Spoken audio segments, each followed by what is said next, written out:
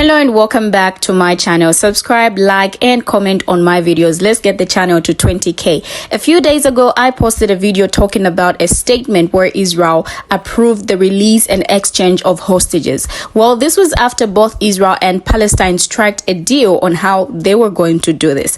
But it's like this didn't sit well with one of the top Israeli supporters who has been so vocal about his stance in all of this and his support for Israel.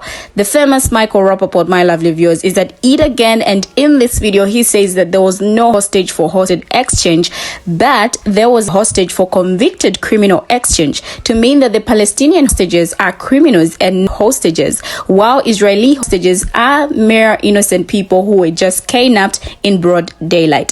So calling Palestinians as hostages is a slap in the face. Guys, this is really an interesting video, so here's a video of Michael Rappaport for more context. I will be right back.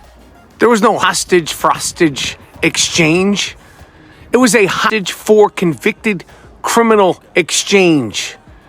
Those people that were released from Israel are convicted criminals. The masters of terror are also masters of scumbag social media. Those were not hostages. They were criminals. Calling them hostages is a slap in the face. The people, the men, women, and children that were abducted, kidnapped in broad daylight, those are hostages. After Israel saves itself and the world by hating all and every cowardly shitbag Hamas terrorist, by sending them off to the self-described martyrism, which, by the way, being a fake, self-described, imaginary martyr is the only way you motherfuckers will ever get some pussy. You think there's virgins waiting for you happily? Those virgins aren't there. And if there are virgins there, trust me, they're not waiting for you happily. Hostage exchange. Innocent civilians were taken hostage on the 7th of October. The world is being blackmailed. Israel is being blackmailed to let out convicted criminals. Convicted criminals. His videos are always something else, but him calling Palestinian refugees as criminals was just a no. Honestly speaking, how can a child be a criminal? Because most of the refugees are teenagers and women. So now you'd wonder how old they were when they got kidnapped. With that said, let's check out how different people reacted to this video. Here are the stitches. When I get back, we talk more about this issue. Did criminals, Sorry for this bad screen grab, but it's not nearly as bad as what just came out of his mouth.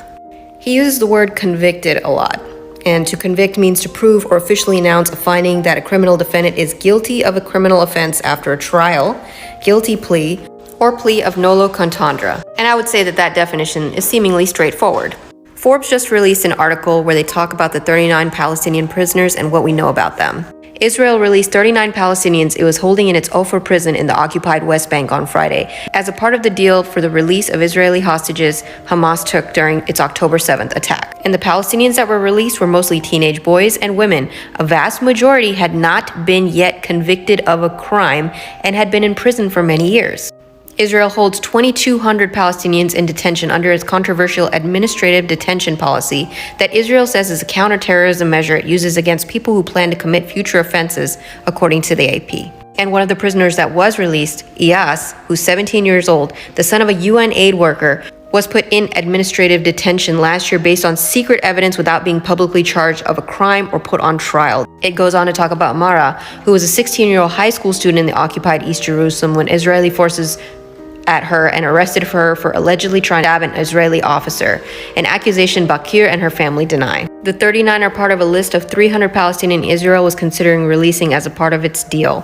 Some on the list were held on minor charges like throwing stones, though some were held on charges as serious as attempted.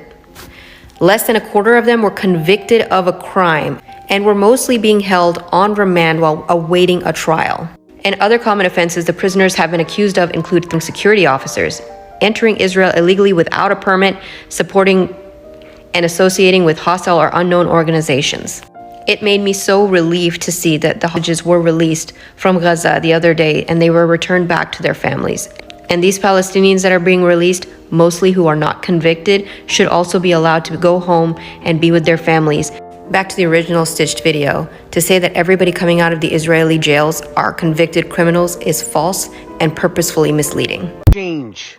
Okay, why would we take a racist, genocidal, oppressive state like Israel seriously and who they deem is terrorists or not? Of course, it's in their best interest to criminalize the Palestinian people. That's like asking white enslavers in 1799 what do they think about black enslaved people. Spoiler alert, the laws were not in favor of the black enslaved people, and they would be deemed criminals for trying to fight back or escape, etc. There are reports in the West Bank that if Palestinian families celebrated too hard, that Israel can charge them with terrorism. How can a country charge someone with terrorism for smiling too hard? It's just a made-up law that they just made up specifically for the Palestinian people. That sounds like an oppressive state oppressing people. But you and Zionists like yourself and people who support Israel think that there should be oppression on Arab people because you don't think they deserve rights or autonomy, because you think that they are terrorists. You, in your subconscious, believe all Arabs until proven otherwise. So why would we take you seriously as well? If I drank from the wrong water fountain in the USA during 1940,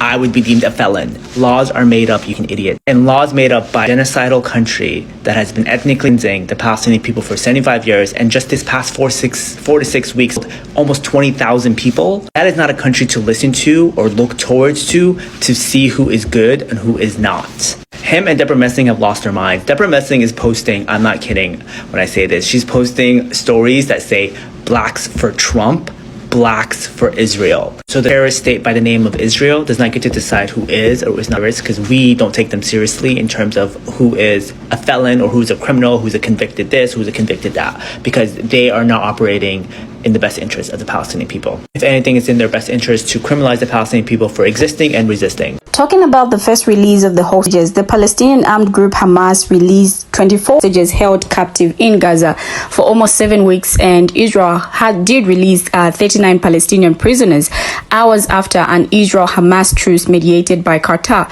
came into effect. Now, among the captives released were 13 Israelis, 10 Thai nationals, and 1 Filipino citizen.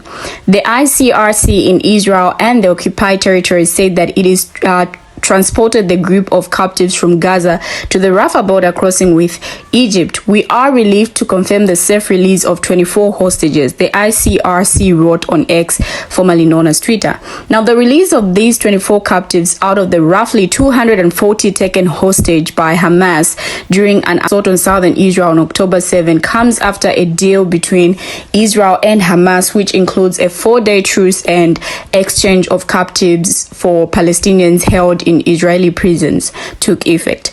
Now, the Israeli captives were back in Israeli territory where they would undergo medical checks before being reunited with their families, the army said, and they included 4 children and 6 elderly women, a list issued by the Israeli Prime Minister's office showed. Our citizens underwent an initial medical examination and their families were informed by the appointed officials that they were back, it said in a statement. In a video recording, Prime Minister Benjamin Netanyahu also said that his government is committed to the return of all remaining captives. Qatar said 39 Palestinian women and children detained in Israeli jails were released as part of the deal, and Israel confirmed 39 prisoners had been released.